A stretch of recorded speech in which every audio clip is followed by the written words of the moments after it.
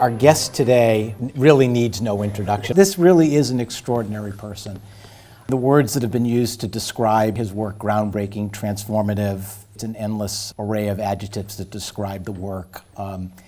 And of course, the places that he's worked are remarkable, the number of companies, the people he's worked with, John Adams, Kaya Sarajevo.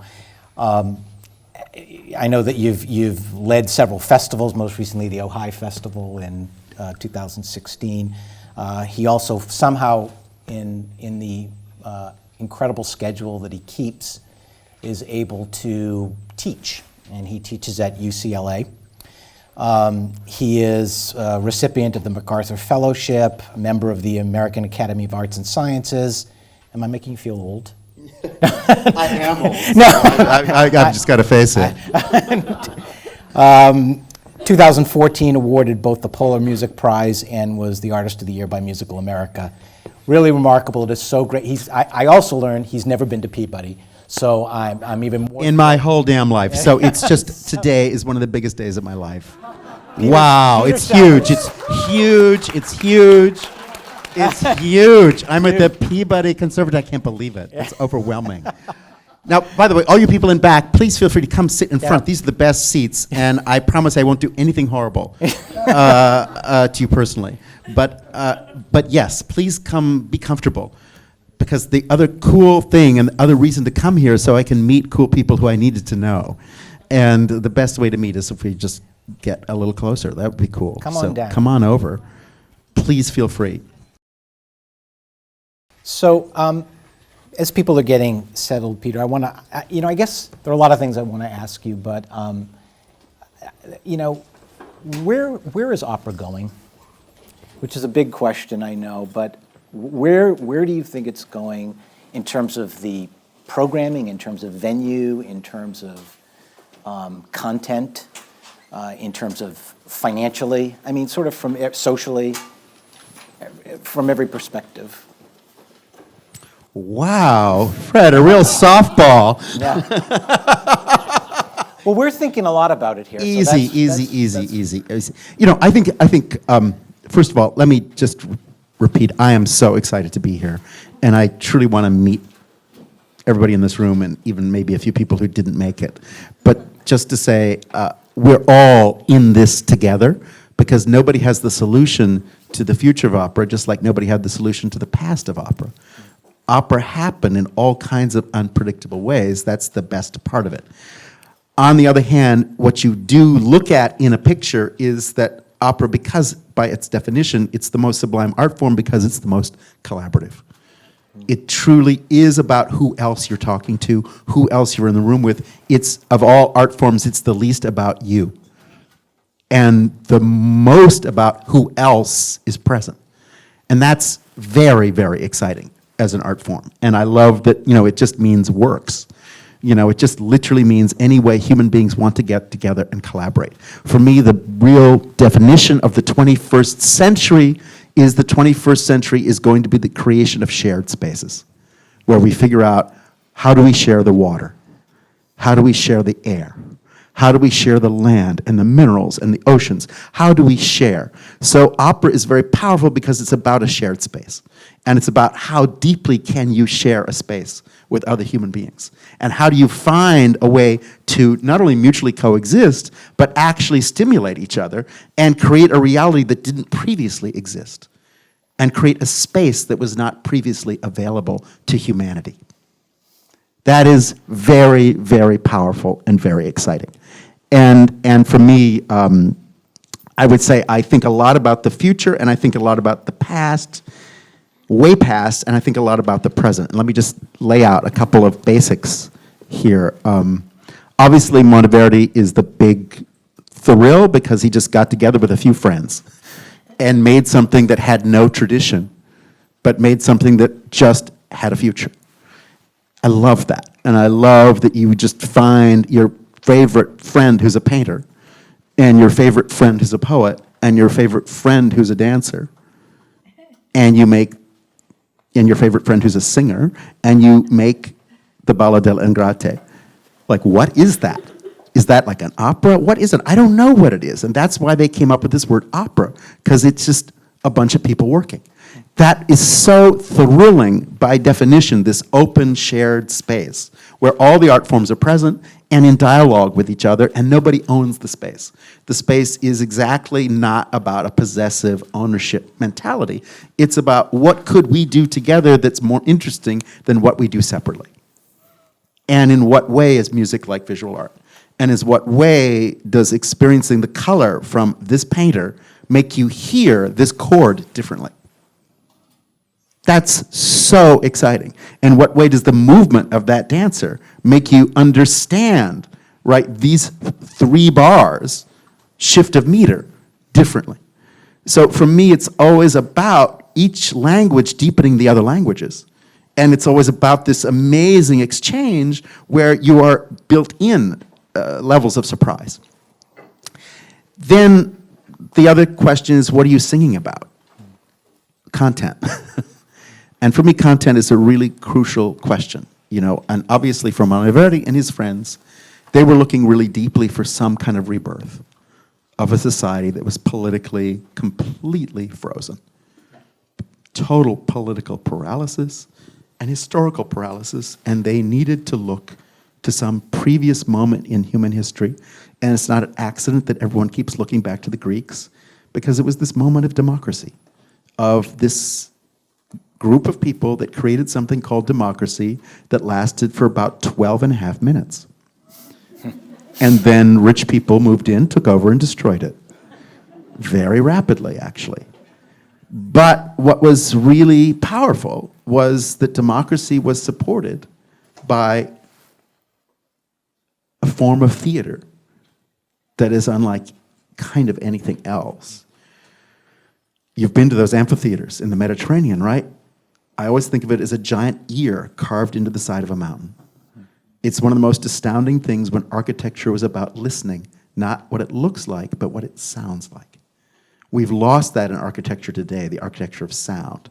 But of course, if you go to the great Indian chaitras, there are so many amazing moments in human history where architecture has been about sound. The Greek amphitheaters are one of the great examples where one person can stand in this place and be heard by 5,000 people. And the acoustics are magical. And it's the idea that the most important thing in a culture that's trying to actually develop democracy is listening.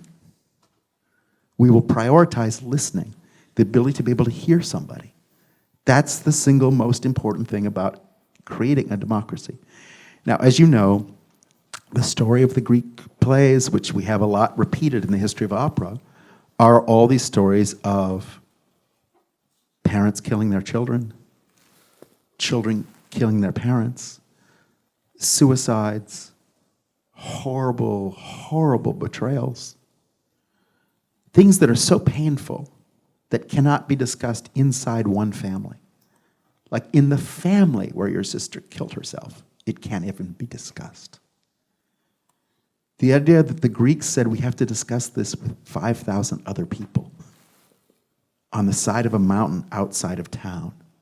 We have to discuss this painful thing because it doesn't help if you call the cops. The court system can't adjudicate it. Congress is helpless. If parents are killing their children, this is a deeper thing a community has to address together. It goes beyond what the institutions can address. And it says, no, we need to address this as people. And this is not about did punishing somebody to the fullest extent of the law. This is about how do we help people who are clearly suffering in our midst. And that suffering is dangerous not only to them, but to everyone. So how do we recognize that suffering? How do we listen to it? How do we learn to listen to somebody in that much pain before they kill themselves or they kill their mother? First of all, most people in that amount of pain are usually not very eloquent. And one of the most painful things, as you know, in most suicides, is that people close to that person didn't know it was on the way. So you need to invite a poet to help somebody who can't say anything speak. Somebody whose pain is so unbearable that it can't be articulated. So you need to help articulate this very, very painful situation. And then because there's so much pain associated with it, that even to say aloud something is hurtful. Even to speak these things aloud is unbearable. You need to add music so that there is some kind of healing, some kind of sweetness, some kind of hope. And we can bear to listen to something that's unbearable. And live with it, and hear it, acknowledge it, and engage with it. And then because, of course, the things that are driving people crazy are not just in their minds, it's in their bodies. So it has to be dance. You have to see what a body is going through. The body itself has to testify. As you probably know, in the Quran, in Islam, on the Day of Judgment, when you are called up in front of your Creator, you have to testify to everything you did on earth. And God arranged that nobody's allowed to speak. Because, of course, as soon as you start speaking, you're lying. And so on the Day of Judgment, in Islam, your body testifies. Because your body knows what you really did. So dance is very, very important that the body itself is testifying to a reality. And then visually, we just need to locate ourselves always in a cosmology. Because everything changes in context. How do we understand the context of what we're talking about? The obvious thing that we're dealing with every day right now is that my freedom fighter is your terrorist. We're both looking at the same gesture, but we're reading it against a different context. And so very important to understanding any human gesture is to understand it in context. What is the context of this gesture? In what way is that gesture not horrific, but in fact courageous and noble? Or in what way is that gesture not courageous and noble, but also horrific? We have to recognize those contexts. And so the visual art, the way in which human life is contextualized, and there is a cosmology that actually sets up some kind of order and some sense of where we are and where we aspire to be, is super, super important. Anyway, I just want to say the Greeks did all that in order to sustain democracy, in order to say, okay, we all have a different point of view about everything. Therefore, we need an art form which is about multiple viewpoints simultaneously. And we need to understand that something can look one way, but also look another way, and also look another way, depending on where you're looking from and who you're listening to. So this complex art form was evolved in order to speak to the possibilities of democracy and what it means that, in fact, there's not one person who decides the truth, but a community has to come together and together hold the truth. And the truth, let me just go a little farther. Go. The truth is not just my truth, but it also has to be Fred's truth. It also has to be a truth. We can find a meeting place inside a truth. And so, again, this composite art form was created that insisted on a larger truth and a larger possibility for truth-telling.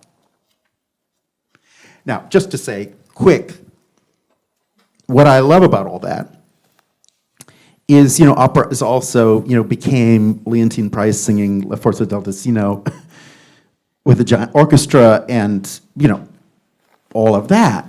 But for me, the power of the Verdi operas is also their social urgency. In every Verdi opera, there is a political assassination. He is actually trying to remove the Austrian occupying army from Italy, and it's not an accident. At the end of every opera, they're chanting Viva Verdi, which means Vittorio Emanuele, Re d'Italia, which is the purpose of each of these operas is not just that Leontine Price makes a big sound and impresses you, but as we remove the occupying army from Italy. let me just do a little Mozart for a second, which is, for me, again, one of the most important roots, nodal points of opera, is Mozart and Haydn were part of a group of people, Freemasons, in 18th century Vienna. And the Freemasons, of course, you know very well from the US $1 bill, which has the complete Mozart magic flute on it, right? And basically that's because Thomas Jefferson and Benjamin Franklin were Freemasons. And the American Revolution was created by Freemasons.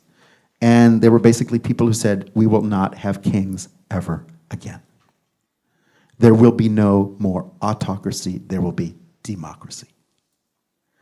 Now, what democracy looked like is, of course, what we're still arguing about in this country. In Europe, they got a late start. You know, we're 1776, we are kicking pretty serious ass.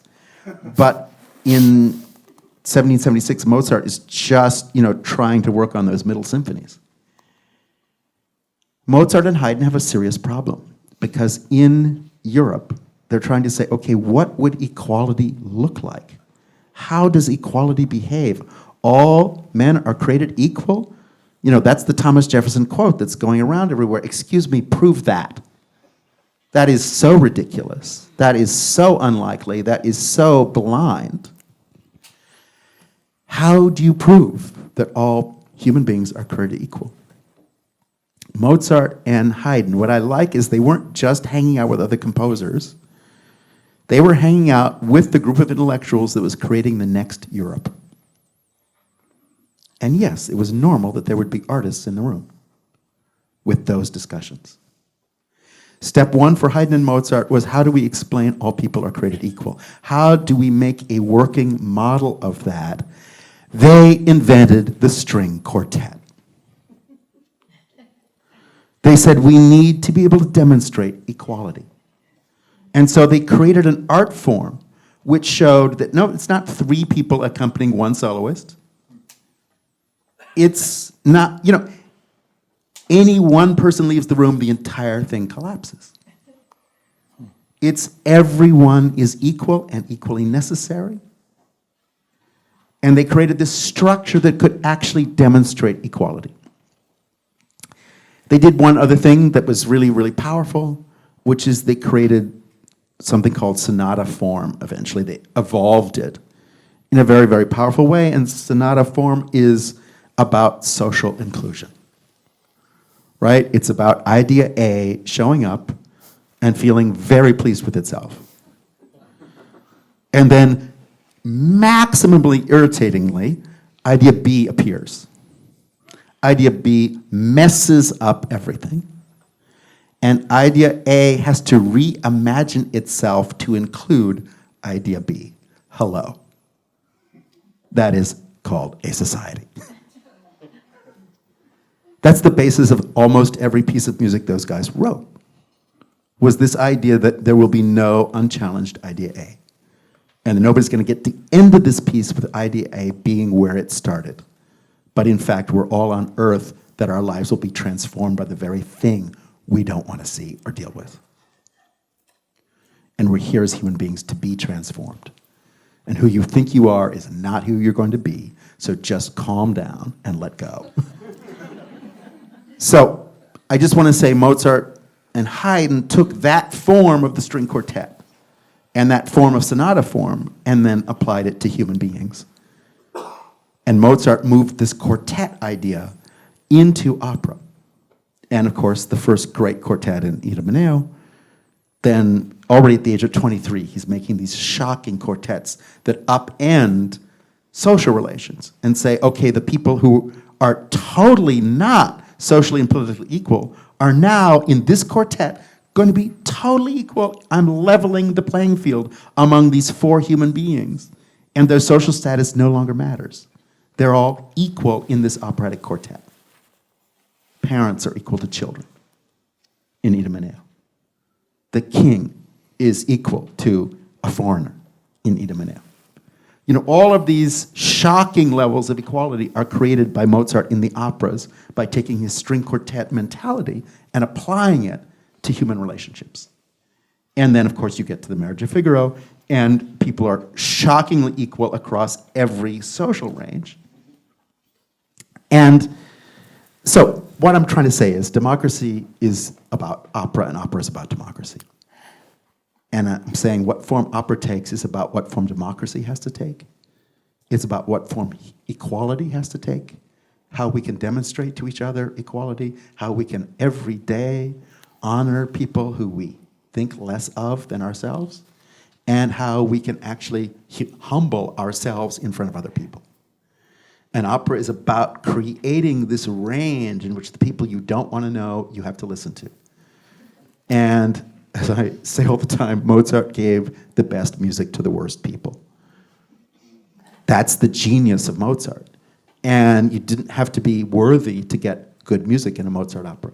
In fact, the unworthy people have amazing music. And that's very, very, very, very powerful.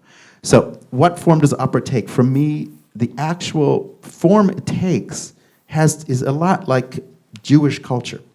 When you're looking for what does Jewish culture look like, Jewish culture looks like 17th century Amsterdam if it's Jews in 17th century Amsterdam. The genius of Jewish culture is it looks like what is around, and it behaves in the context very, very powerfully, and then, of course, has a few secrets. Secrets that outsiders are not allowed to know. Well, that's opera. Opera, yes, you know, in the 50s, opera institutionalized in a certain way, and those opera institutions do look like American corporations and are funded by American corporations and behave the way an American corporation behaves. But is that opera? No, it's just a form it took at a certain moment in a certain context. It's not to be confused with the art form. What did opera have to be for Monteverdi? What did opera have to be along the way is lots of different things. And for me, the beauty of opera is that it can be many, many different things and not one thing. And opera can be whatever people need it to be. And I would emphasize what's important if you want to get the truth of anything is recognizing where the money is. And then if you want a really deeper truth, where the money is not. Let me explain that. What I mean is, if you think of what you do on earth as what you are paid to do, i.e. you think of yourself as your job, you're a sad person. And most people have been convinced to think of themselves that way. And I want to say the opposite.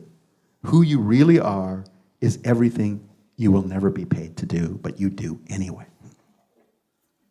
Those are all the things you care about and that are you. And nothing on earth will stop you from doing those things. Because that is who you are, that is what you believe in, and those are the deepest part of who you are. And there's no money involved. And then there's how you earn a living and get some money. But they're really different. And how you earn a living and get some money is just not that important. So I just want to emphasize that for me, opera, when you remove the money from opera, you get to deeper truths. And so much of opera is about being distracted by the money, and distracted by scale, and distracted by, the narcotic of self-importance. And self-importance is just as stupid now as it always has been. And that kind of ego is just embarrassing, and also is against the art form itself, which is about a community doing something, and the way a community engages with something. And so for me, the future of opera is actually very exciting in the sense of large-scale institutions collapsing right and left. So we can't confuse opera with that. And we actually can recognize opera's other qualities that are not primarily institutional. And we can treasure certain things more when they're not available every day. And you begin to realize, oh, that's an extraordinary moment when you can gather those resources. But we're actually not living for that moment.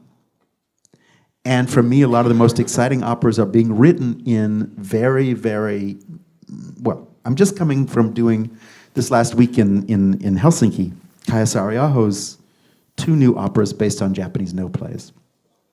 Kaija wrote them for 7 instruments, 2 singers, a dancer, and a vocal quartet. So even the scale, the scope, and electronics.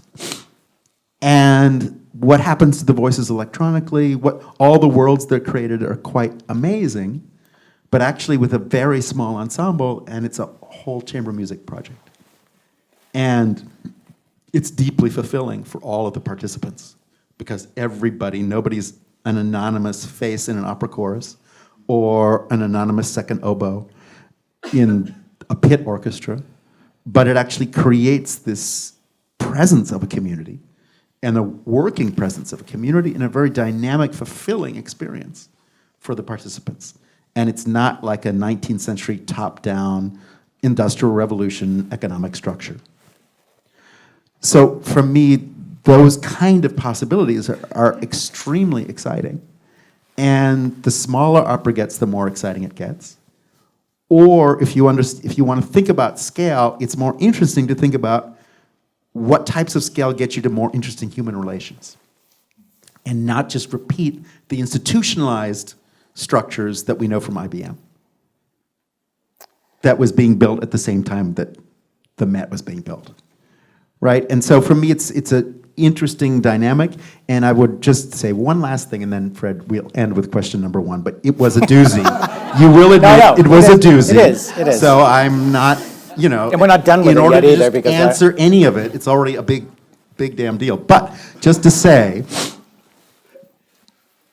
because opera is so hard to do, which is why we love it, because anything that's easy doesn't need to be done. What you want to do is set your life up against the hardest things in the world. And that sense that you're doing the hard stuff is what's satisfying, because the easy stuff doesn't really matter. And we all need to take on the hard things as human beings. And we're here on Earth to take on the hard stuff. So opera, by definition, has to take on the hard stuff. And it's why, in the history of music, that's the place for virtuosity, right? You always have to know somebody's doing something you couldn't do, which is a moral thing, right? A human being has a right to say something to you because they've been training to do this since they were 4, and they've put themselves through a lot of stuff in order to be able to say this. So you have to admire them in some way. You have to recognize they've earned the right to say something, and to say it really beautifully. But the other side of virtuosity is just that sheer, we took on something impossible, right? Which is like solving water in Michigan, in Flint. How do you solve the water? It's hard. Guess what? So is opera. And that's why we do operas. We say, excuse me, we're here to do hard, not just to do easy. And we're here to do the things that you have to really, really kill yourself to master, and to step up, and to be at a certain level. And that's why in music, the history of music has this place for virtuosity, where you have to just dazzle people with what was previously considered to be impossible. And you have to say, as of today, it's now possible. And we are demonstrating that. And that's why hard music is super important, and will always be important. And each new generation has to make music that's harder, because like John Adams, people coming out of conservatory can play that stuff for breakfast. It's no problem. I mean, the big symphony orchestras are still struggling, but here, you guys could knock it off. So we have to come up with harder music. But just to say, this idea that if it's that hard, it better be worth it. So for me, the reason why opera has to be about the most important topics is because if we're going to work that hard, there should be a reason to work that hard. Not just because this is a hard lick to play or sing, but because we actually have to also address what is hard in human life, What is hard in a society? What is hard in a political moment? What is hard in a scientific moment? What is hard needs to be addressed with the astonishing skills that we have. And we have to take our virtuosic skills and apply it to subject matter that needs exceptional, amazing virtuosity of problem solving. And right now, all of the problems that we're facing, I'm pleased to say, not just the problem of the future of opera, but every other problem we're facing, none of the old solutions are adequate. The only answers are going to be creative. And so as artists, we're way more equipped to solve transportation, food distribution, wars, than almost anybody else. And because of our training as musicians, we're actually skilled in working together with people, in putting together the coalitions that are necessary, and actually understanding that you're not going to solve anything alone. You're going to only solve it by inviting really brilliant people also into the room, and how do you work with them? Well, that's part of our training as musicians. We work with really difficult people rather well. And that is the assignment. Over to you, Fred. So I actually want to come back to something that you can applaud. That's okay. I actually want to come back to something you said in the middle of all of that, which and relate it to, I think, what one of the primary challenges actually that our whole business faces, and that everybody in this room does face or will face. So you were talking about as a how it relates to democracy, and how innately it is a democratic. It came at it with the orchestra.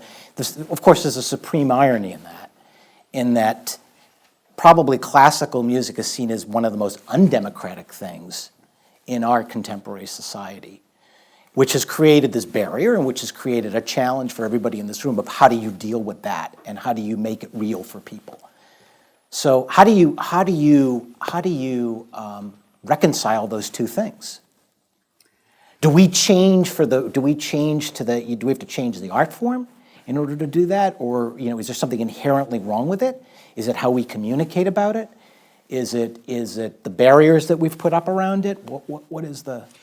Well, I think step one, reconciling two things is our job description every day. Like, you're always trying to find the right tempo, but also to get this phrase to go. You're always trying to find a sweet spot between these contradictory.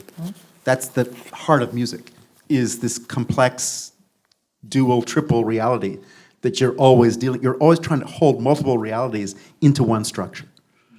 And like Ligeti's markings are totally impossible and unhelpful, or Kurtak. You can't play that. You can't. But you have to get to what would 7 fortes or 7 Ps sound like at that tempo. Well, you can't play it, but what does it imaginatively ask you for? It asks you for a commitment to something that cannot be realized, and yet even the attempt to realize it is historic and powerful. Can I just give you an example of that? That would be Dr. Martin Luther King spent the last years of his life trying to address poverty. Did he succeed in eliminating poverty? No. Was his attempt to eliminate poverty one of the most important things in human history? Yes. That's what we're talking about playing classical music. It's like, can we actually do it? No. Are we going to try? Yes. And does the attempt to try mean the world? Yes. Now, how you deal with the classical music barriers that were created around an art form in a very bad moment in basically the 20s, when black people had to go perform over there and white people performed over here, where classical music separated itself from lots of other musics in a very unhelpful way. And in America, a lot of classical music was made so Mrs. So-and-so felt socially important in her box and invited Mrs. other Mrs. So-and-so. So you got bad social climbing and lots of unpleasant social images attached to classical music. But has nothing to do with why Beethoven or Schumann wrote this stuff. And so I don't want to make them pay for that. And I'm tired of making them pay for that. So, for example, when I moved to LA, one of the reasons I moved to LA was because we could do stuff that you can't do in New York. I just had it with New York. The classical music world in New York was just too annoying. And so I moved to California to get far away from it. And one of the really exciting things was, when I was a kid, the LA Philharmonic just hired me to advise the orchestra. What? Are you kidding? And one of the things I did is I said, okay, well, look, you tour Paris, you toured London, you tour New York every year. I said, East Los Angeles is farther away from the music center than London or New York. So the orchestra should tour South Central and East Los Angeles. And we involved, the only spaces that were large enough were the churches. So we involved some of those communities. What was amazing, the Music Center, this is pre-Disney Hall, had the worst acoustics on earth. You had no idea the LA Philharmonic was a good orchestra because the sound was so bad. And bizarrely, by doing programs like in a Korean church or in a Salvadoran church, the Salvadorans cooked for 3 days before the orchestra got there. They were involved with choosing the program. And so some things were like Beethoven, and some things were folk songs, and some things were Amazing Grace. And first the LA Philharmonic player said, what? Well, no, we're huh? But of course, if you look at Beethoven's programs, those were the exact things on his programs. Those are like Mozart's programs. Those are like programs of Brahms' symphonies. Classical music used to have all kinds of stuff on the program. And the big piece was first, not last. Just to say, what was amazing was getting historically accurate Mozart and Beethoven programs from a project in East Los Angeles in dialogue with communities about what music they wanted to have. Then the orchestra shows up on the day, plays the rehearsal in the afternoon, and then has dinner with the audience because the audience has been cooking. Then plays the concert, and then there's dessert and coffee. And so many LA Philharmonic musicians said to me, I've never, ever in my life talked to anyone in the audience. In being here for 20 years at the Music Center. A viola player said, nobody ever talked to me about that Beethoven piece. Like, suddenly it just opened up this whole world in which, musicians were people, and what we were doing was for people and with people. And it was just totally a human activity. Now, I just want to go one more step, which is to a concert at a Seventh-day Adventist church in South Central, which was a really rundown, very, very suffering neighborhood. A suffering neighborhood. And the church is basically made out of plywood. But I have to say, you heard the LA Philharmonic for the first time in your life in that space. Suddenly the power of what an orchestra sounds like was overwhelming. You actually got, oh God, that's what those guys were going for. And that day we did a program that started with the Egmont Overture. You know this story, right? But I'll just tell it because you know what Egmont Overture, Goethe's Egmont, what Egmont is about, right? It's a movement, again, to try and remove an occupying army. So much of classical music is about trying to remove an occupying army, about people under occupation. And we got to this church, and they were in the middle of a gang funeral. And in this neighborhood, so many kids do not expect to live past the age of 25. And so many of the brightest kids end up in the crossfire or end up, because of certain circumstances, pulling a trigger. And everybody's trapped in a nightmare.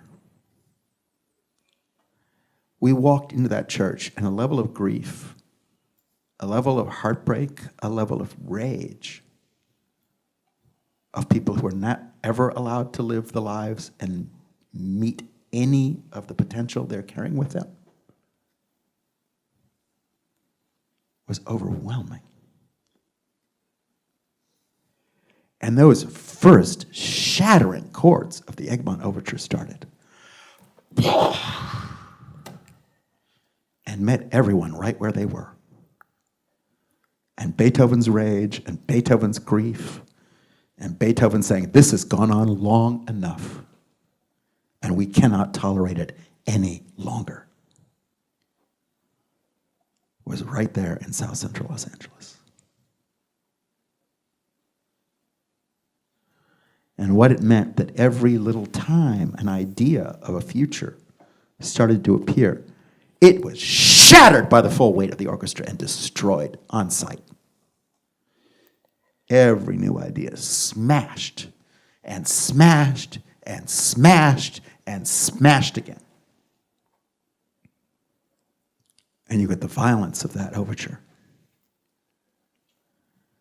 And then finally, when that second theme begins, I think it's the oboes. The oboes just get a theme that they do quietly enough and with enough sinuous shape that it can survive the hammer. And it survives and becomes a theme. And then democracy. Beethoven has that theme handed over to the flutes, then to the clarinets, gradually to the strings, and finally to the brass, until that theme is being repeated by an entire community at full strength. And you have a model of community organizing, of people responding from a place of total grief and devastation. Which is why Beethoven wrote music, not to say, what do you think of the metronome marks? Beethoven wrote music for people in unbearable states of grief and attack. The bombardments around Vienna. And Beethoven's concerts gathered a shattered audience and tried to give them sense of purpose, mold their broken elements into larger shapes that could sustain and endure and gradually overcome. And not be pushed back, which is why those damn symphonies have these 400 endings. Because we're not going to have Donald Trump roll it back next week. We're going to actually insist on this ending over and over and over and over and over again. We have arrived here, and we are going to insist on it, and nothing rolls it back. And Beethoven made those endings of those symphonies, so no one could roll them back. No one could act like that didn't exist. And again, the just basic program of the Eroica, which is those same hammer blows destroying a community. And then Beethoven says, okay, we need a great leader. Excuse me, it's time for the funeral of great leaders. I'm tired of the great white man. Forget it, it's over. Let's have the funeral for the great leader. Then let's have a scherzo. And now let's start the last movement as creatures of Prometheus. That theme from his ballet, where the gods give fire to every human being. And that theme cannot be stated in one way, but the last movement of the Eroica is about no more great man theory, but about endless diversity of all the forms that theme can take when it's shared across a whole community. And that theme will not come back to you the way it started, but will endlessly proliferate with a multiplicity of voices in democracy. Now, as soon as we're writing music that has to do anything about any of that stuff, it will fly. As soon as we're doing performances that actually meet those human needs, they will fly. As soon as we are responding to the hunger, the spiritual hunger, the political hunger, the hunger for decency, the hunger for honesty, the hunger for absolute self and mutual empowerment. Classical music has no problem if we're actually doing the assignment. That is the assignment. And all that stuff has been repackaged as a consumer product, and you can say, oh, yes, that phrase was very smooth, and that phrase, like, no. No. No. I mean, yes, we want as many values as we can get, of course. But the basic value of any musician is the basic value of any human being. Is what kind of human being are you, and what are you actually sharing with the world?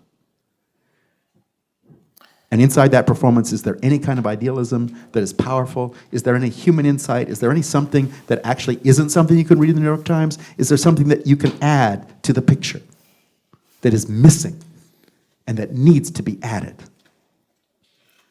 Then feel free. And so for me, it's the training is not just vocal training or instrumental training. The training is training of character. The training is character of who you are. Character is what you stand for. The character is what you will not go back on. The character is everything on earth you hope for. That is what is in that sonata. And the honesty that you have about the struggle of what's holding you back.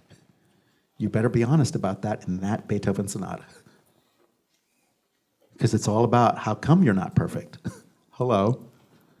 Mr. Not Perfect, Ludwig van Beethoven, specialized in all the ways in which we're not perfect and gave you those sonatas to actually untangle your damn knots and maybe help other human beings untangle their knots by going into a phrase that makes no sense and that, a disaster of orchestration or whatever, that's on purpose.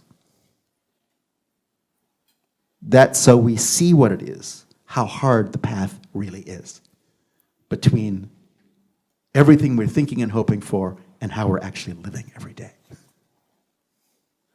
And music is the bridge between those two things. I mean, it's interesting. I mean, when I think of performers, I think of somebody like Rudolf Serkin. You're talking about like confronting you always felt that he was confronting something when he was playing. It's really, it's an interesting thing.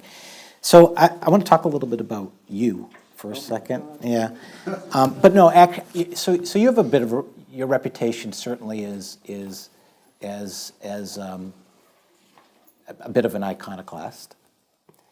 And so, do you like that? Do you care about that? Well, if it means that it's not business as usual, I'm very proud of that. We've seen business as usual in the government and elsewhere, and it's not useful. Mm-hmm. And so, again, let's do something else. So if that means that I'm one of the let's do something else people, I'm very proud of that. Mm-hmm. Yes, please. Let's do something more worth doing. And, in terms of what you're obviously you've worked a lot with John Adams, both as a librettist and then also in, directing the shows, staging the shows. When you decide who your creative partners are going to be, what is attractive to you? Well, way back with John, it was really simple. John was the only guy who could write a tune. Like at the very beginning, John was, by using traditional Western harmony and like arriving at C major, and it was like an event. You said, wow. It actually created a musical language that's capable of holding tension and then releasing tension, or, et cetera. You got an emotional range that was not immediately available in a lot of the music of the previous generation. I mean, not that it's not emotional, and again, I've devoted a lot of my life to staging Messiaen and Ligeti and so on, and Kurtag, I'm no problem. But on the other hand, there's something that was great about John was I knew that this would appeal to a wide audience, but also had the chops. It wasn't easy. It was not easy at all. In fact, that's the thing about John. It's just got so much chops. And it's as serious as Ligeti in its own way and as hard to play as Ligeti. In fact, a little bit harder because if Ligeti is badly played, most people in the room don't get that. Whereas the minute you make one little mistake in John Adams, everybody says, "What was that?"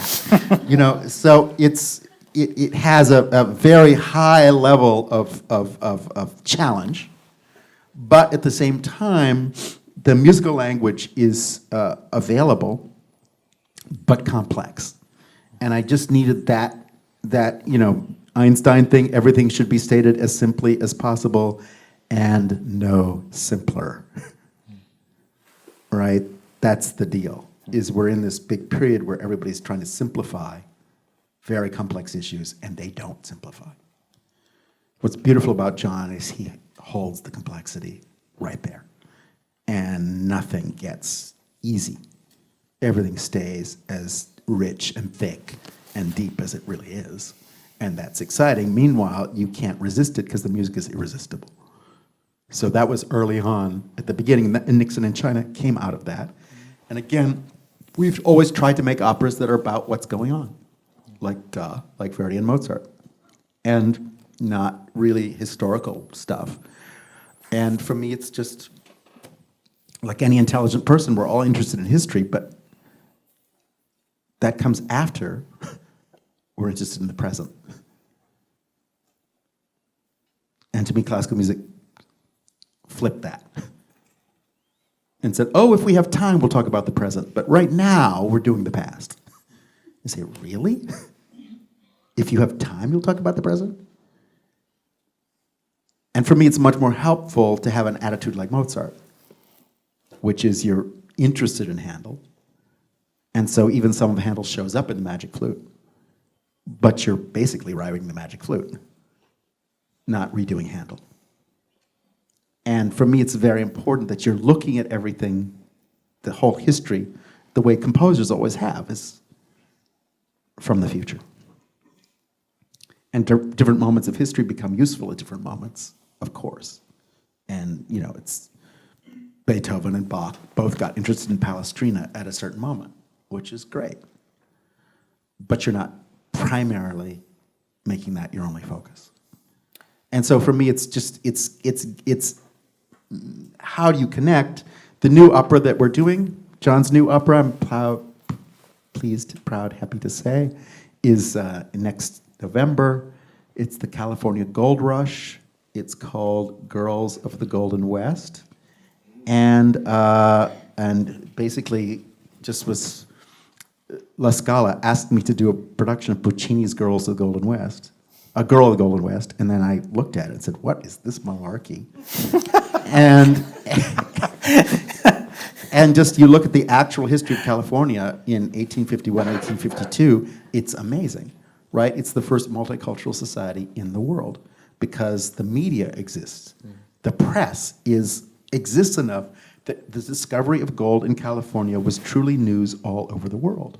And so people came to California in 1849, 1850, 1851 from Japan, from New Zealand, from Australia, from China, from Russia, from Scotland, from Brazil, from Peru, you name anywhere on earth, Hawaiians were there as well as Italians and Egyptians.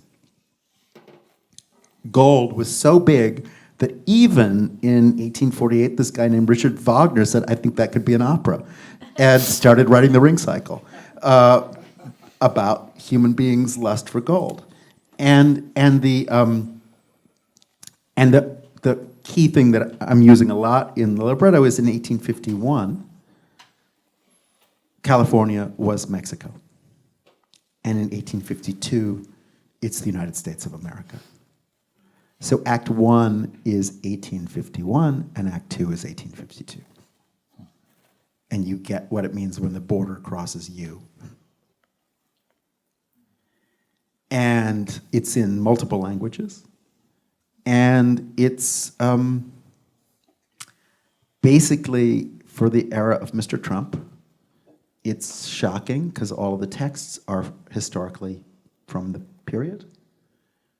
And the open, in-your-face racism of it is so shattering. The vileness is unbelievable. And what human beings give themselves permission to do, you cannot believe. And it's all documented. And so we've put it there. And John has written some of the most exciting, hilarious music ever, but also scary stuff. 2 anti-Mexican riots, 1 anti-Asian riot, a lynching, a public flogging. That was the first 4th of July in California. That happened all on the 4th of July in Downeyville, which is where John's cabin is that he composes. So he knows Downeyville really well. Act 2 is the first 4th of July in Downeyville, where all those things actually happened. And very, very intense, vivid stuff. And the idea of Silicon Valley and all that stuff, again, that same geography is now the place to get rich quick, and that obsession with money and so on, all that is all in the piece. And it's really shocking. And John has written some of his greatest music for it. Oh, I should add one more thing. The other thing going on for traditionalists, I, of course, do love the tradition. And one of my favorite things is that opera in San Francisco, in California, before Western opera was heard, Chinese opera was heard. And there were Chinese opera companies in California, which Westerners went to and reviewed, which is a blast. So putting that element in is really exciting. And at the same time, the main female character, who will be Julia Bullock, in Act 2, she plays Lady Macbeth because, of course, all the miners did their own productions of Shakespeare. And so John gets to set a bunch of Shakespeare, which is a lot of fun. So it's all in the mix. But it's very, and the other thing is, I have to say, because between 1851 and 1857 is the largest genocide in the Western Hemisphere, as the word used by the first governor of California for the Indians was, "We will exterminate them." And it was an extermination process. That's the word they used, and within 7 years they had exterminated the largest population of Native Americans in America. So I couldn't find any texts that could even speak to the shock of that. And that's why I use Shakespeare. Because only Macbeth can get that murderous and get what happens when you start surrounding yourself with murder every day, just so you can have this land with this gold on it and all this stuff, and who you're willing to murder and what you're willing to do to a bunch of people so you can say, "I'm rich."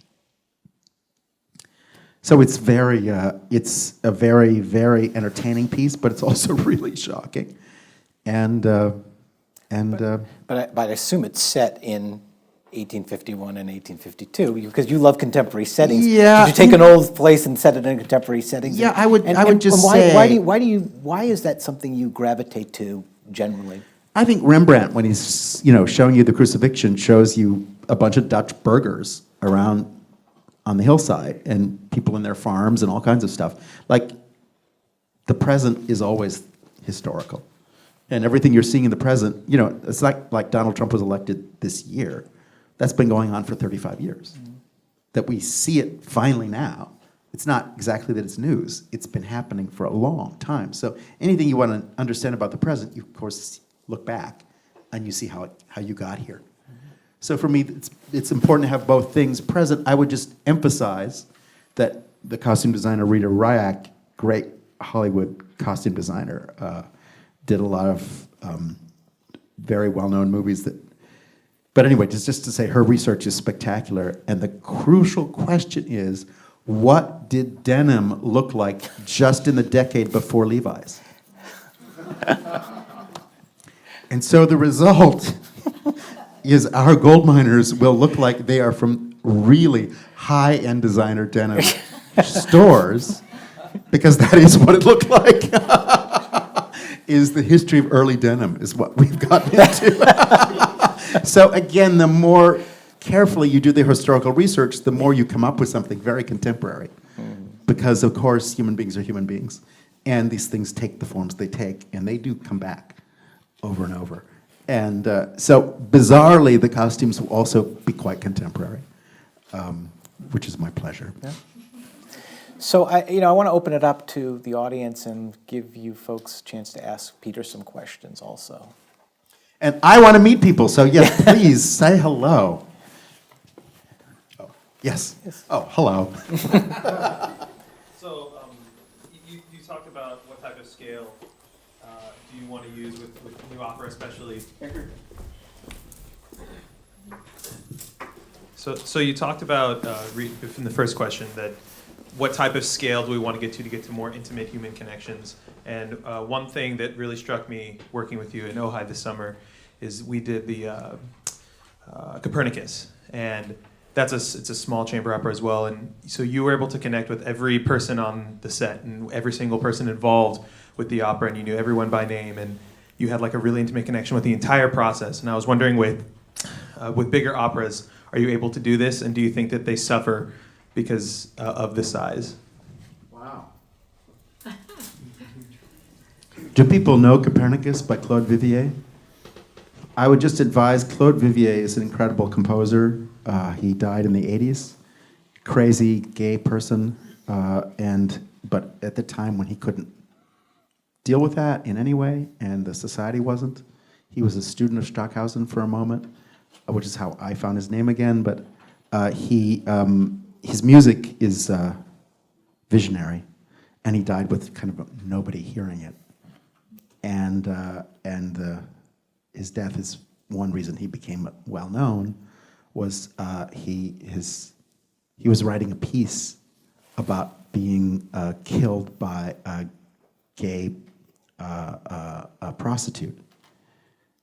And it was on his desk, and he was actually killed by a gay prostitute in Paris. And the bizarre thing of so much of his work is about things that actually happened, but in a way he predicts things that is quite intense. So when we did that production, which is all about Copernicus, is called an opera of death and dying. And I actually prefer a lot of these kind of things to Carmen, because right now, does she get the girl or not? Does he get the girl or not? I mean, like, it's not the biggest question on earth. And to me, our opera has larger possibilities than a certain type of storytelling, which is basically so obvious and so uninteresting and is better done on TV anyway. But for me, the Copernicus, for example, he calls it an opera ritual of death. And I think one of the most important things right now is how to die well and what it means to be with people who are dying.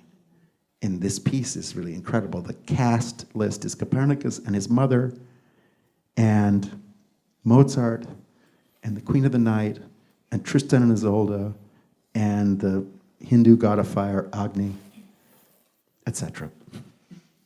And it's all about helping one person who's leaving this world die. And it's all these spirit beings from every dimension coming. And while you're leaving the world, Tristan and Isolde are with you. While you're leaving the world, Lewis Carroll is with you. While you're leaving the world, all these beings are with you. And it's what you would want for your grandmother, or for your sister, or for anyone.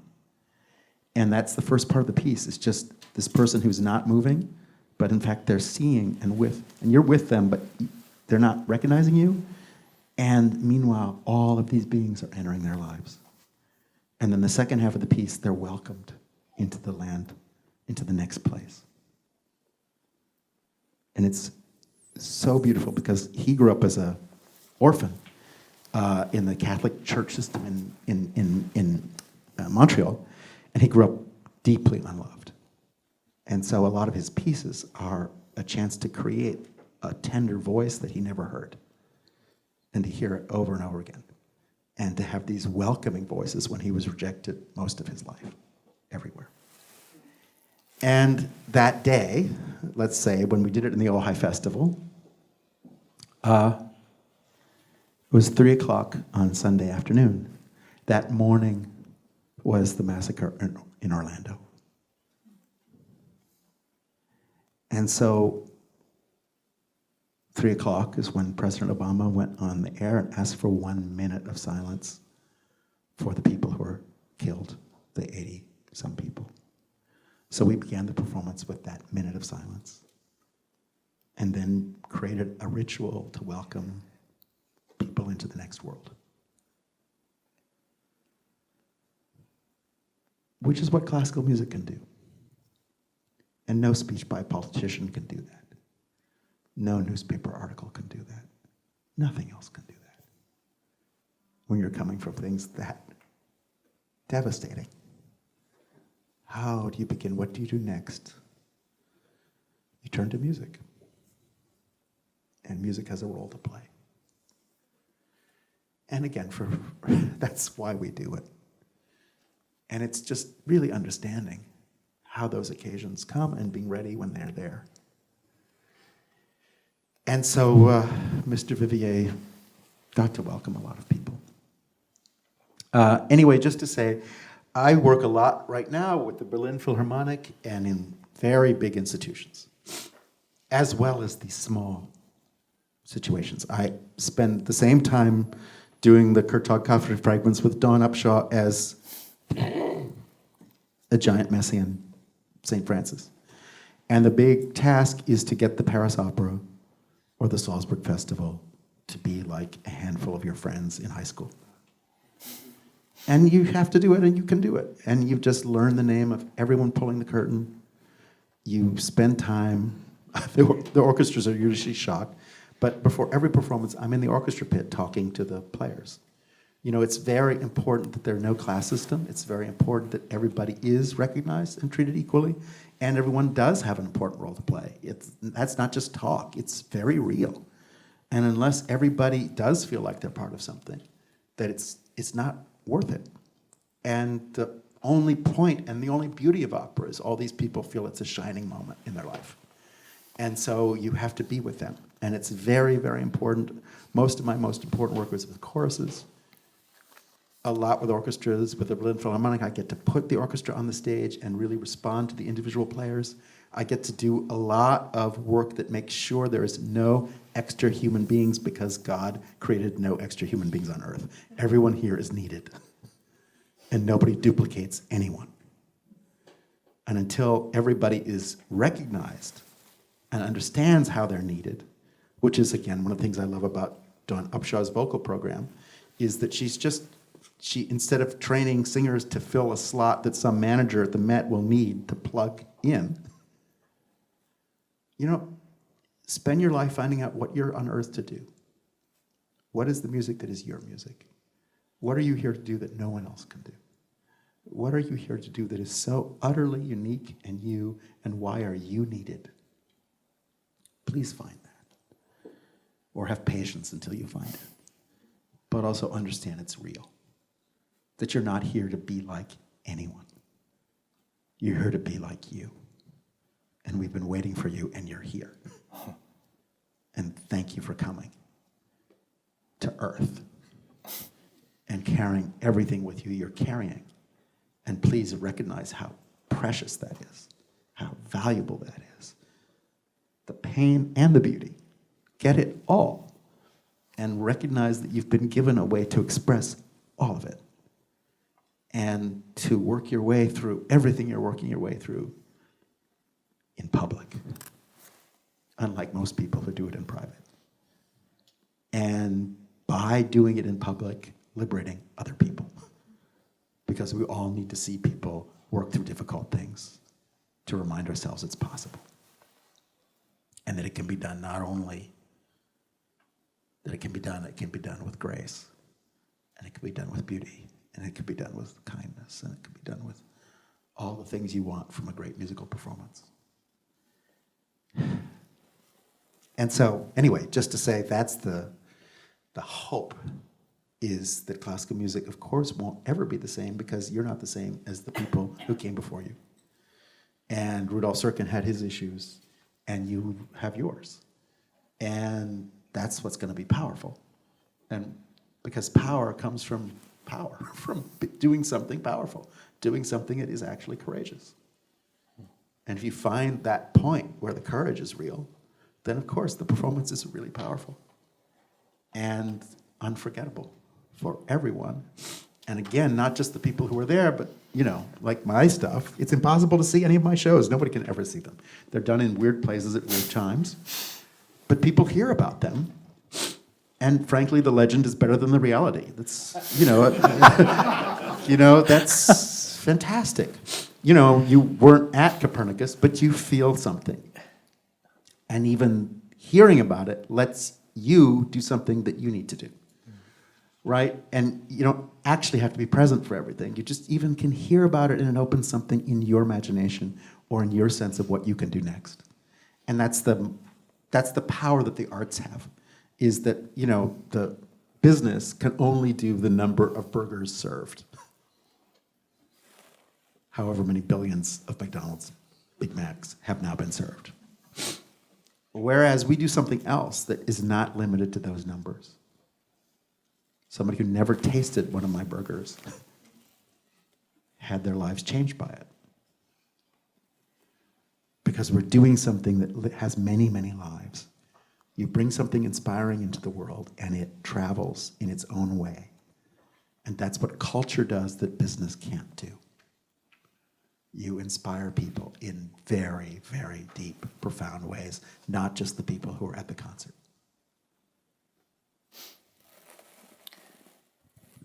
Another question back here? Yes, sorry, yes. That's okay. So a couple of weeks ago in Chicago, Susan McClary gave a keynote lecture. Oh, thank you, thank you. Susan McClary, your friend, gave a keynote lecture about 2 weeks ago at the Renaissance Society of America. It was on Monteverdi, and she sang, she played the piano, and some recordings. And afterward, I was talking with her, and I said, "What's your next project? Will you tell us about that next project?" Oh my God! Oh, that's crazy. Does everyone know who Susan McClary is? Like, she's one of the all-time great musicologists. One of the most all-time shocking, scarily brilliant people. Okay, Susan and I taught at UCLA for 20 years, maybe longer. Her building was 2 buildings away from mine. I never dared meet her. I was so scared of her. I thought, oh my God, I can't survive anyone that smart. And, I have all her books. I worship them, but I said, no, I can't. I don't dare go meet her. I am just scared out of my wits. Susan McClary, this musicologist, she wrote the first, great feminist tracts in musicology, say, Where Are the Women? And her books, going back to the Baroque, but also up to date, are really incredible. And she's written about this a little bit, so I can say something, but one of the things that I didn't know is she's Cherokee. And so she came to Western music from outside it, which is really amazing. But her dad didn't want her to know anything about Indian stuff, and so substituted this. Anyway, we'll get into all that. But just to say, Susan and I met at Toronto Opera. I had done a production of Handel's Hercules. And I worked with veterans coming back from Afghanistan and Iraq. And it was really about how somebody returns from that kind of violence and that kind of slaughter. Handel wrote the music of post-traumatic stress syndrome. As you know, one of the most moving things about Handel is his complete mental collapses twice. And so in terms of the mind coming literally unstrung, Handel knew what he was writing.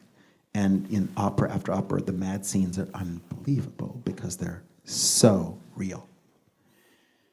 Hercules, the post-traumatic stress part of it, is very intense. And again, what a da capo aria means in the context of reliving experiences that you aren't finished with, you thought you were finished, and then that experience comes back to you. So da capo, in that sense, is very, very powerful. And when I first saw it, it's an oratorio, and when I first looked at that oratorio, I thought, this is very weird. The guy who plays Hercules is really stupid. I mean, he's the title character, but he has 3 arias. And his wife, Dejanira, has 13. Now, what's going on here? And of course, once I put the opera in the context of a great warrior coming home for an unbearable bloodshed, And what I did is removed Handel's oratorios had, irritating English vicars as their librettists. And so I cut away that part of the libretto. And I substituted Sophocles, who wrote the original material that it's based on. And I cut the oratorio to match the Sophocles play. And all the plays in which the British vicar says, oh, no, this will be fine, really. I eliminated that. And you got just tragic Handel, matching Sophocles step for step. And then we did a big project all across Chicago with homeless veterans, particularly West Chicago, which is one of the most devastated places on earth. And we spent a lot of time in homeless shelters with people who could not ever pull their lives together after what they've seen and what they've been through. And we put their stories on stage in Handel's Hercules. And we realized why the returning hero, Hercules, has only 3 arias. And each of them are stupid. Because, of course, no one will tell their family what they really saw. No one will tell their family what they really went through. And when most veterans come back, they're just quiet. And meanwhile, their family wants to know what happened, and they have 13 arias and go on and on and on and on, trying every way to get this person to talk. And as soon as I put that story on stage, which was a composite of all the stories from all the research we did with all the people, it became one of the most overwhelming productions. And the Chicago Lyric Opera, where we started it, gave free tickets to veterans and their families. And so somebody sitting next to you were just sobbing and sobbing because they knew exactly what it was about. And probably one of the great performances I ever attended was the dress rehearsal, which was mostly veterans. And the comments about 18th century oratorio were really incredible.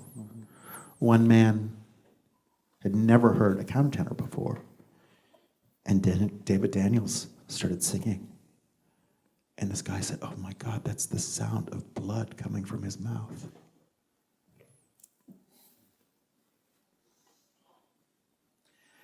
Another veteran was just overwhelmed by super titles. Said, I'm sitting on the street all day and people think I'm thinking nothing. And what I love is on the wall above, it's now written what this person is thinking. And what this person is thinking is so deep and so beautiful and so profound. And finally, it's written so you can see what somebody's thoughts are. Whew. It's amazing. And the head of medical head of the Midwest VA office came to the performance and said, as far as we can tell, the only treatment for post-traumatic stress is music. And then when we did it in Toronto 2 years later, they invited Susan to come. And Susan and I did this symposium. There's this woman I've scared to meet. Oh my God. One of the powerful things that's going on in Canada is the Canadian military is giving biofeedback machines to returning soldiers. And they are programming music. And they are calming themselves down. And depending on their mood, they have a whole series of things they can program. And it is now, music is the healing agent for veterans in Canada. So Susan came up to talk about that. In the process, I met this amazing woman. And the answer to the question, thank you for asking that. So Susan's next book is about my productions that are on video, and which is just shocking to me. And of course, Susan, she's so sharp. Her eyes and her ears are amazing. And she sees a lot of the complicated decisions that we're making musically. And a lot of because again, it's funny, but all of that stuff where I'm so-called the iconoclast is I do believe I'm taking the music much more seriously than the standard productions. And I do believe is annoying to me about most opera productions is it's so damn generalized and so half-baked and so approximate, musically and dramatically. And for me, I'm asking for, oh my goodness, I'm asking for another level of musical commitment that's not just generalized opera intensity, because intensity is cheap. Even Donald Trump can furrow his brow. I don't want to see this fake intensity. I want to see intelligence, and I want to see a wider bandwidth of emotion, because the composer put that in. And that's what's so interesting, is to just see how wide a bandwidth of emotion is in this music. And the great composers, it's astonishing. And obviously, what's problematic with standard opera is people have had almost no rehearsal, and they're putting something on stage that is just microwaved. And the people who can survive that are not my favorite people, but they are the ones who keep being promoted because they can survive that. Whereas the real artists, of course, can't survive that. And so everyone says, oh, well, that's not such a good performer. Well, no, actually, it's one of the world's greatest performers, but can't survive the microwave. So for me, I'm much more interested in forms of opera that are not the microwave, where a group of mutually interested people do something really delicate and detailed and incredibly insightful and feel it's their life work and are proud of it. Extraordinary ability to make it relevant to people, and I think that's something that everybody here is going to have to figure out how to do. And that's the thing that I think is... Well, again, community work isn't just community work. You know, it's not like, oh, now I'm going to go do the community project. It's the opposite. It's like, you're doing Handel. Please, get out and meet people. Get out and be with people. Get out and realize that it always was urgent. You know, this is not an add-on. It's not like, oh, if you also have time. It is core. Core to music is finding the human story in it, wherever there are human beings. And it's not the story you think you know. Like the story I thought I knew of Handel's Hercules. And it just turned into a whole other thing I could never have imagined. But it's quote-unquote community work in quote-unquote bad neighborhoods. But that's actually because those are where the issues are. And that's where the level of human suffering is, and that's where the crying out for justice is. Anywhere you want to do music, go to a place where there's no justice, or where justice is limited, and then you are very empowered to write music, and you're very empowered to perform it. It's no accident that Pablo Casal's Bach suites sound one way, and Yo-Yo Ma's sound a different way. And that's just because of the justice issues in their lives. Most classical music is about justice, is about finding the right chord, finding the right note, finding the right emphasis, doing the beautifully judged gesture, and being able to execute it. But it's also about justice in the deeper sense of all human beings are looking for something that's balanced, something that feels fair, something that feels actually just. Not just the intonation, but what's everything inside it and behind it. And so, again, the power of your performance totally changes when you are inside the justice issues that are at stake. So maybe we can squeeze in one more question back here. Oh, yes, sorry, yes. No, that's okay. I'm raving. It's good.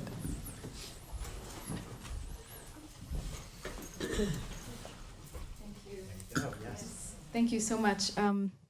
I had the privilege to see your performance, your production of Desdemona in Naples 2 years ago. Oh my God, what? And I was there. Well, I had the fortune to live there for many years. That is incredible.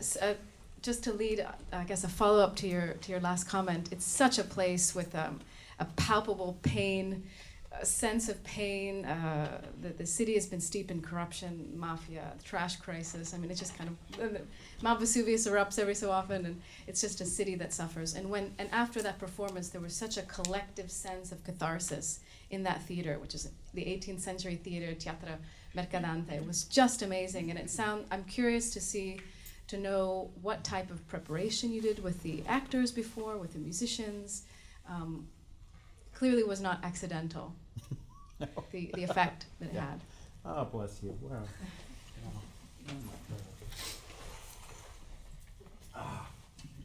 Thank you so much. Wow.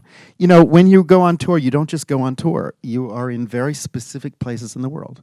Naples is such an intense place, and I dream of Naples all the time. No, because it's the most beautiful vision of Africa and Europe in Africa. And it's the most African place in Europe.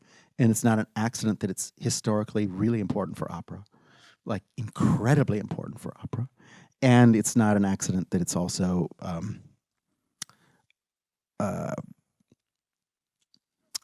a very important prism of European culture. What works, what doesn't work, and the best food anywhere in Europe, period. Just to say, exactly because the city was in such an extreme state, that was very important. I should just say a word about the performance you're talking about, which is Desdemona. You know, this play by Shakespeare called Othello, you've heard of it? Yes. Okay, great.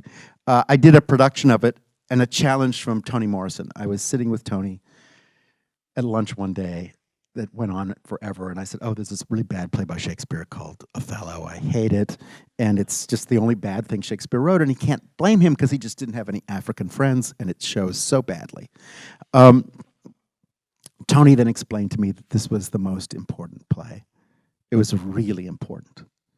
I said, what? He said, no, it's about they don't kill the thing you love. They convince you to kill what you love. She said, that's the rhetoric of Dick Cheney. It's the rhetoric all over again of what it means that all of us sell short or betray everything we know in our hearts is real to go with these people who are empty, who are faking it, and yet we join every time because we think it's better to join, even though joining has this cost that will be the rest of our lives. And so I did a production with John Ortiz and Philip Seymour Hoffman and of Othello, and it was incredible because we were rehearsing Othello while Obama was campaigning the first time. And I thought, oh, this irrelevant play from 400 years ago. And then, of course, the performances were once he was president. And already in those first 2 weeks, when he was totally handcuffed, and when the first Obama-Hitler posters started to appear, and when, amazingly, bizarrely, everyone, including his white friends, started making sure that his presidency would not work. And this play that was 400 years old, I couldn't believe how exact it was to the disempowerment of Obama as soon as he became president. And even though those first weeks, it was shocking to me. Anyway, all of which is to say, I still felt there were a bunch of things that weren't really about Africa in a helpful way. So I said to Toni, would you please write a play that answers Shakespeare and takes care of some of the things that Shakespeare just didn't know? She responded with one incredible line.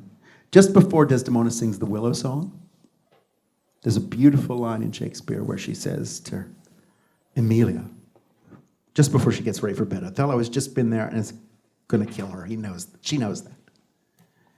And she says to Emilia, I don't know why I'm so sad.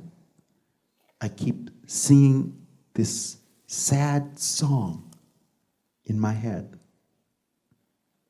that I learned from my mother's maid Barbary, who died singing it of a broken heart. And in one line, Shakespeare tells you three things. One is to murder someone, you don't have to do it with a knife. Is somebody can die of a broken heart.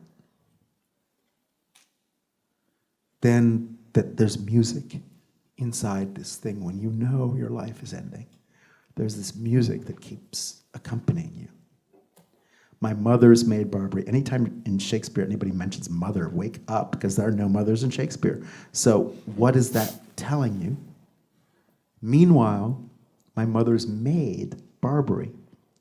Barbary, of course, is in Elizabethan England, was the North Africa, was the Barbary coast, where they were capturing English sailors and enslaving them. And so suddenly white people were slaves in reverse colonialism. And the ambassadors from the state of Barbary were brought in 1600 to the palace to meet with Queen Elizabeth as there was a negotiation about the returning of white slaves to England.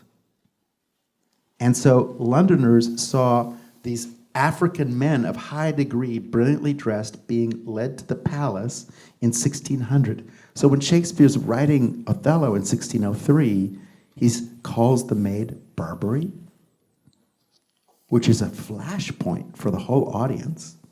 And suddenly you get, wait a minute, there's an African character?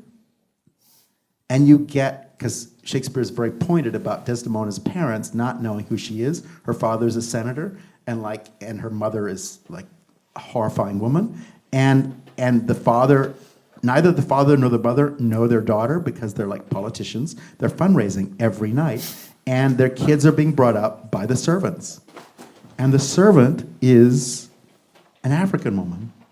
Desdemona is brought up on African songs and African stories. So Othello in Act 1 tells the Senate of Venice that as soon as he started telling Desdemona stories, she fell in love with him. That's because she knew those stories. And this courageous woman, young woman, all these suitors lined up, and a black man walks in the room and she says, I will take him. Because she grew up on African culture. Well, that felt like an untold story in Othello. And so Tony took that sentence and started to write a play. And we worked with the great Malian musician, Rokia Traoré, and a beautiful classical Mandaean ensemble of Ngoni and Kora. And really, what I wanted to know was how Othello's story would have been told in the Mandaean kingdom of Timbuktu in Shakespeare's lifetime. And that was the griot tradition. Those are the instruments. And so we actually had Othello's story in Bambara, sung by Rokia Traoré, alternating with the texts by Toni Morrison. And we had a conversation between African America, and Shakespeare, triangulated for new history to be made. Tony was able to show what the women were not allowed to say in Shakespeare. And she teased out all the missing links in the play. Like, what does it mean that Desdemona is the person who really knows the handkerchief is fake? What does it mean when the person who knows the truth is silent? Of course, murder is possible. And already Shakespeare using that character as the power of silence, of what it means when people who know the truth won't speak up, and what the results are for everyone. So we went into that play with Tony and Rokia, a great African musician and a great American writer, and reinvented Shakespeare. And my dream is that all over the Midwest, when they teach Shakespeare's Othello, and again, like The Merchant of Venice, which is always taught as an anti-Semitic play, and it's totally the opposite. It's just that Shakespeare is incredibly subtle, just like racism is actually subtle. It's not obvious, and Shakespeare treats it very subtly. So you can decide that the play is anti-Semitic when in fact it's the opposite. They won't have that problem in the future with Othello because my dream is one generation from now in every high school Shakespeare English class, they will teach Shakespeare's Othello and Toni Morrison's Desdemona. And then I'll be happy. And we're going to have to leave it there. Peter, you're amazing. You really are. Thank you. It's so great to be here. Thank you. It's incredible to be at Peabody. Thank you. Thank you so much.